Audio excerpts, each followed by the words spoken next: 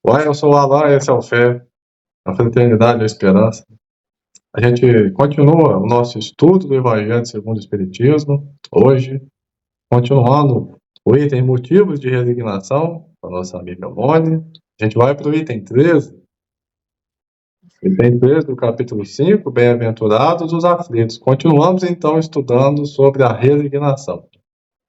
É isso aí. Que Deus abençoe nosso estudo, que a gente possa aprender aqui mais um pouquinho, né? Um pouquinho mais do que nós estudamos na semana passada. E vamos lá, né? Assim seja. Pode abrandar, aumentar a amargura das suas provas pela maneira que encara a vida terrestre. Ele sofre tanto mais quanto veja mais longa a duração do sofrimento. Ora, aquele que se coloca no ponto de vista da vida espiritual abarca de um golpe de vista a vida corporal. Ele a vê como um ponto no infinito, compreende-lhe a brevidade e se diz que esse momento penoso passará bem depressa. A certeza de um futuro próximo, mais feliz, o sustenta e o encoraja. E ao invés de se lamentar, agradece ao céu pelas dores que o fazem avançar.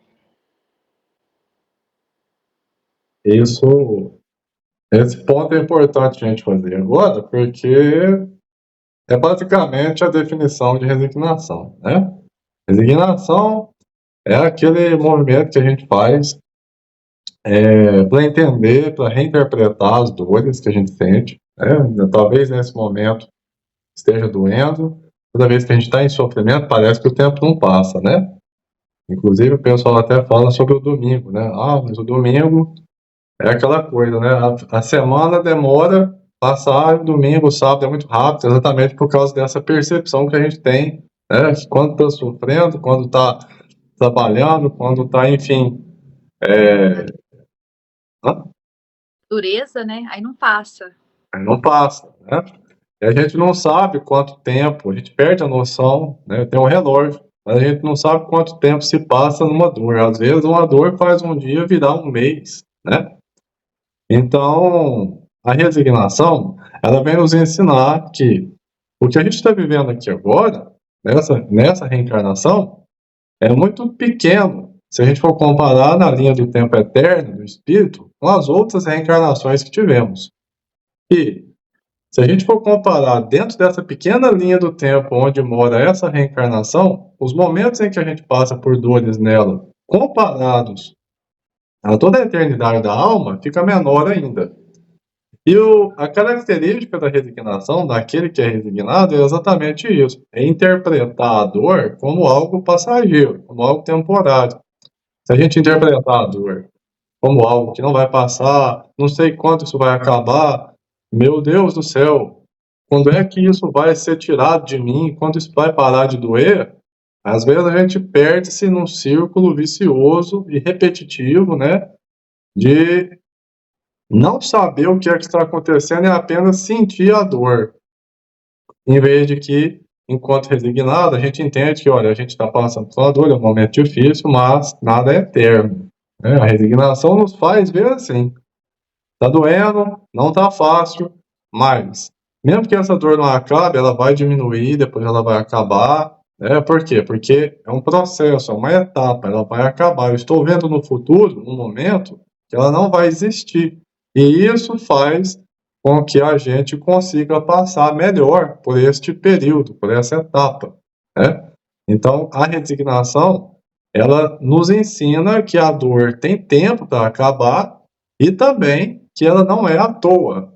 A resignação nos mostra que a dor vem nos ensinar alguma coisa, que algo de muito útil a gente consegue trazer para a nossa própria alma, a fim de que futuramente a gente consiga utilizar através dessa força que a gente adquiriu nesses processos de sofrimento que tivemos durante toda essa estadia. Então, o resignado, ele encontra forças nesse ideal. Ele não está vendo agora essa dor que está doendo, ele está vendo lá na frente, quando essa dor vai passar, o que é que ela veio me ensinar? Tomara que eu consiga aprender, seja lá um pouco que seja, para que ela não seja à toa, e também que ela não é eterna. Assim como as coisas boas passam, as coisas ruins também hão de passar, né? Sim, e acho interessante a gente voltar aqui, até comentar sobre essa questão da dor, que eu acho bem importante. Teve até aquele comentário do nosso seguidor, né, que falou assim, que falou sobre a gente aprender pela dor, né? A gente não tem que aprender com a dor, né? Igual você colocou lá, você explicou muito bem lá. A gente não tem que aprender, só que é nós ainda, né, nos colocamos nessa situação. Porque veja bem, se nós já nascêssemos, né, resignados, né, se nós já tivéssemos essa resignação, a gente, de maneira alguma, ia passar pela dor. Claro que a dor, né, faz parte, né, a gente tá aqui com o evangelho, né, a dor faz parte, mas olha o quanto nós apanhamos desnecessariamente. Por quê? A gente não coloca na nossa cabeça, nossa, mas, exemplo, eu tô batendo meu carro aqui, tô saindo aí de qualquer jeito, tô batendo meu carro todo dia. Exemplo, né, bobo, né? Mas por que será que eu tô batendo meu carro?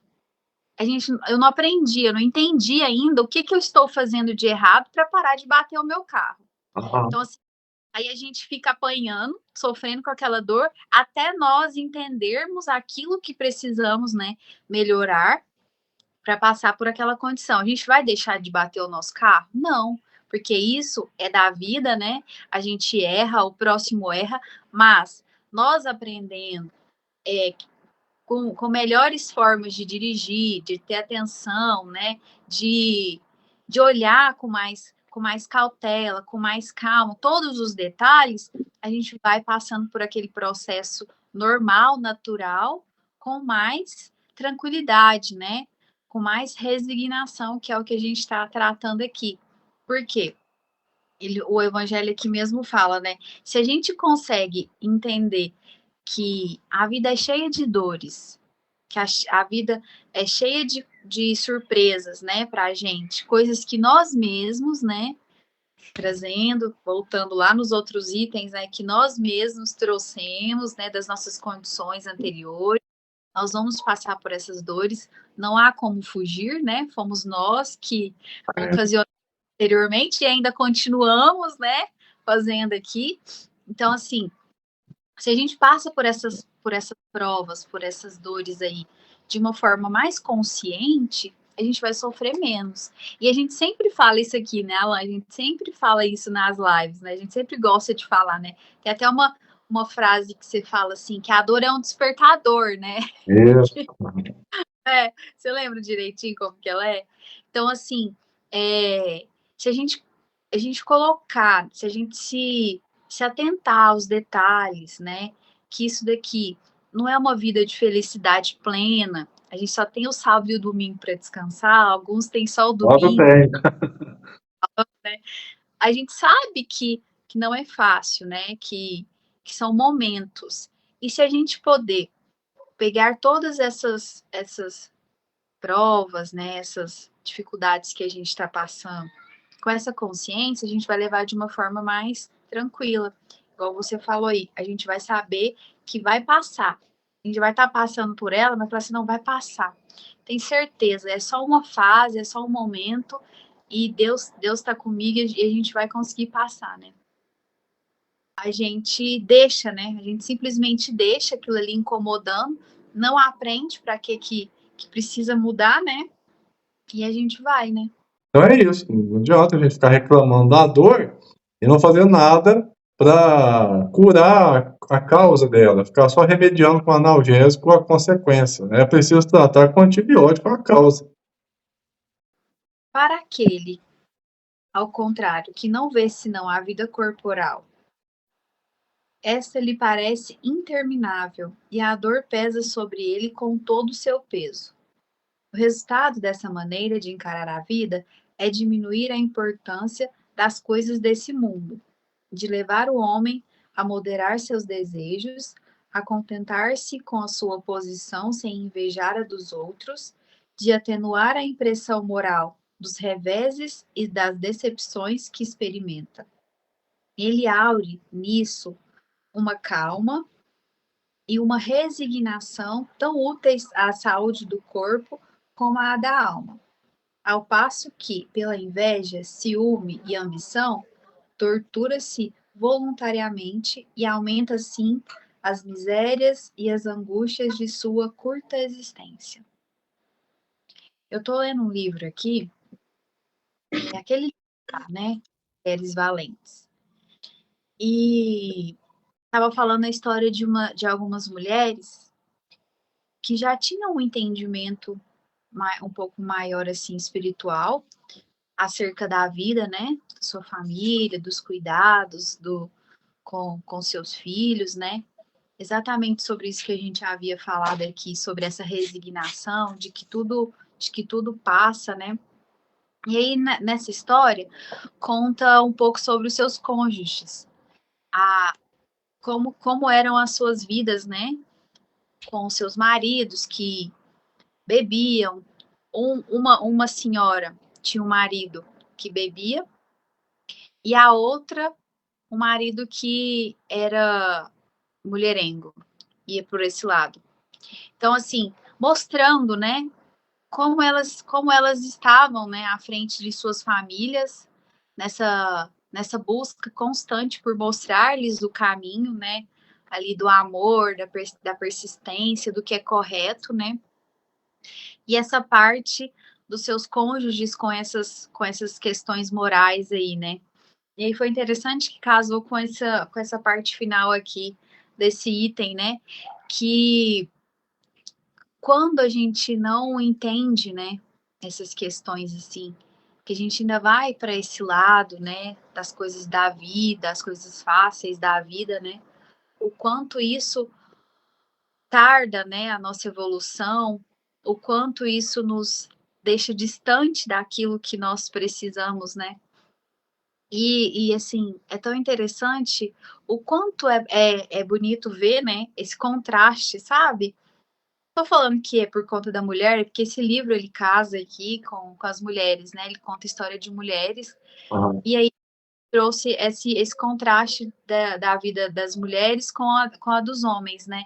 E o quanto elas, têm um equilíbrio, esse equilíbrio espiritual para aqueles que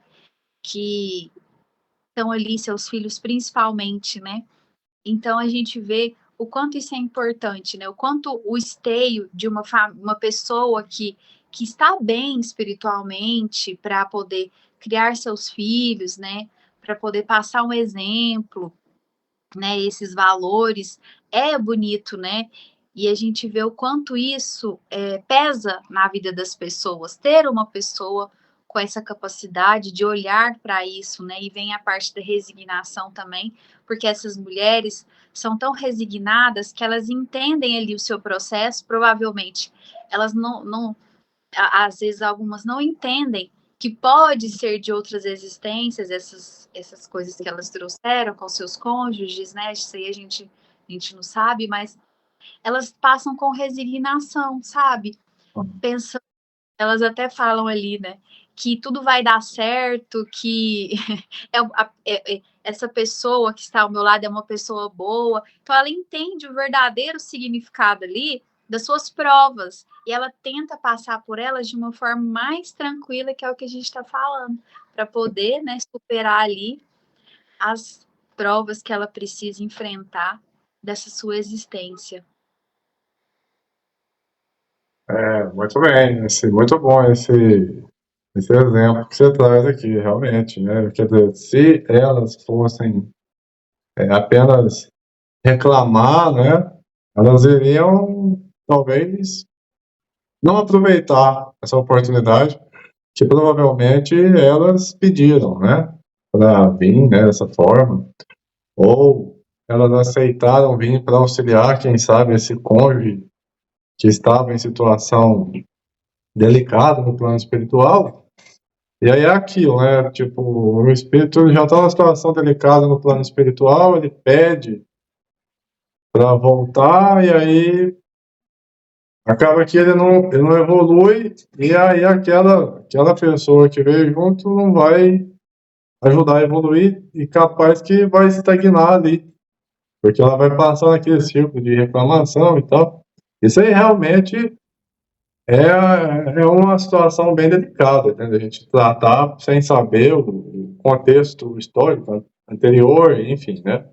Porque também a gente não pode cair naquela parte de, a vida é assim, né? Uhum. A gente não pode cair nessa parte, porque a gente não foi criado, não foi nos dada essa oportunidade da reencarnação, da gente falar, é assim, né? A gente tem que procurar sempre melhora espiritual, né? Maneiras elucidativas da gente crescer, da gente ficar mais forte, enfrentar nossos problemas de maneira que eles venham a ser considerados não como obstáculos, mas como desafios que vão fazer com que a gente fique cada vez mais forte ao passar por eles, né? É isso aí.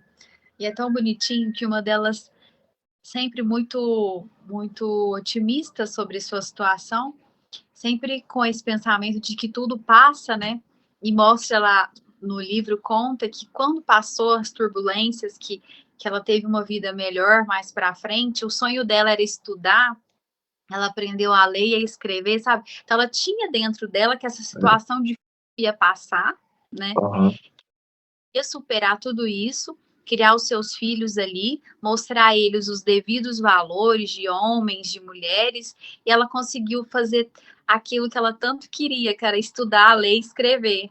E foi ela, bem assim, mais velha, ela conseguiu, sabe? Legal. Eu acho que na outra live terminamos do outro estudo, a gente terminou o estudo e deixou uma observação, né? Um ponto de reflexão, que foi sobre o que fazer, né, no caso de uma falha do próximo. A gente fala, né, ou a gente não fala, e depois a gente negligenciou aquilo fica maior. Então eu acho que dá pra gente fazer um ponto de reflexão aqui também nessa live. Tem um filme, eu gosto muito de Jim Carrey. E tem um filme do Jim Carrey que tem uma frase do personagem lá, esse filme chama Eu Mesmo Irene. Então a frase do personagem lá, que tudo pra ele tá de boa. As pessoas fazem com ele de gato e sapato, no popular, né? Sempre atravessando ele, pisando nele, ele tá sempre tudo muito tranquilo, muito de boa, até que isso realmente vira um problema. No decorrer do filme é que dá um problema, dá um transtorno por causa disso. E aí, em algum momento, alguém fala, nossa, mas você é tão de boa. As pessoas que pisam, te atropelam, não tem educação, você tá sempre bem, com um sorriso. E aí ele diz assim, que ele altera propositalmente as suas percepções para tornar a sua realidade um pouco mais aceitável. E eu sempre fico pensando sobre isso. Será que isso é certo? Né? Ou será que isso é errado? É um ponto de reflexão. Você Sim. alterar propositalmente a sua percepção para tornar a sua realidade um pouco mais aceitável. Será que isso é uma coisa boa ou uma coisa ruim? Ou será que bem medido é o ideal? Né? Você alterar a sua percepção no sentido de não dar tanta atenção para aquilo que está te tirando da sua rota de construir um espírito forte, né, decente, que está ali focado em melhorar. E aí você não vai perder tempo com essas coisas. Mas ao mesmo tempo, chega um momento que a sua própria liberdade, no sentido de pensar e agir, é sufocada por esse efeito, né, de você estar alterando propositalmente essa percepção do que está acontecendo à sua volta, né? Então, eu acho que é um ponto de reflexão para a gente deixar aqui nesse estudo que fala sobre resignação. É preciso resignar? É preciso. Aceitar essa dor? Sim. Mas em que ponto qual que é o limite? Que essa dor deve ser resignada ou essa dor está nos ensinando a mudar, a alterar, a vencê-la? Porque senão a gente vai sofrer para sempre, né? Então, assim, é preciso a gente fazer essa reflexão. Até quando eu tenho que me resignar e até quando eu tenho que fazer alguma coisa para essa dor não doer tanto, né? E tem um ponto, tem um detalhe, sempre tem alguns pontos, né? Essa Sempre tem vários é. que nós também não podemos sair falando o que queremos, né? não podemos nos incomodar com tudo, né? Não podemos aceitar tudo e também nem sair no desagrado tudo que nos desagrada a gente sai falando, né? Tem um equilíbrio? Há um equilíbrio? Sim ou não? Como que a gente É, faz? é um ponto de reflexão. Exatamente. Eu gosto muito dos livros do Espírito Miramês, né? Eu sempre trago aqui na minha página, eu sempre gosto de fazer algumas reflexões, colocar algumas mensagens. E sempre que eu vou ler esse livro, que chama Filosofia Espírita, sempre tem alguma mensagem que eu gosto de tirar e trazer para a gente refletir. Eu ia até fazer um vídeo aqui com essa mensagem, de finalizar a live com ela, porque ela é muito bonita. Então eu vou ler para a gente. A vida é uma sublimidade. Quem quiser vivê-la sob todos os aspectos, observe a harmonia do universo. Copie sua cadência e procure viver e respeitar todas as suas nuances. Quem fugir das normas da natureza divina criará situações de difícil solução em todos os seus caminhos. É por isso que o Evangelho segundo o Espiritismo nos indica que fora da caridade não há salvação. A caridade se realiza quando respeitamos todas as leis criadas por Deus para garantir e sustentar a sua grandiosa criação. Fugir dela ou delas é procurar sofrimento em toda parte. Somente voltando à casa do Pai, somente nos voltando para as coisas naturais, é que a consciência nos dará trégua, nos deixando em uma tranquilidade imperturbável. A felicidade tem raízes na obediência, que é filha do amor. Muito bonito, né? Essas mensagens que ele traz para nós. Esse livro eu usava como base quando a gente fazia o estudo do livro dos Espíritos, sabe? Tem ali as questões comentadas na visão dele de uma forma mais prática e simples, né? Então ele sempre coloca um pouquinho das palavras de Deus ali, um pouquinho do amor, né, de Cristo, para a gente pegar um fôlego e continuar, sabe? Muito legal. Muito bonita a mensagem. É isso, né?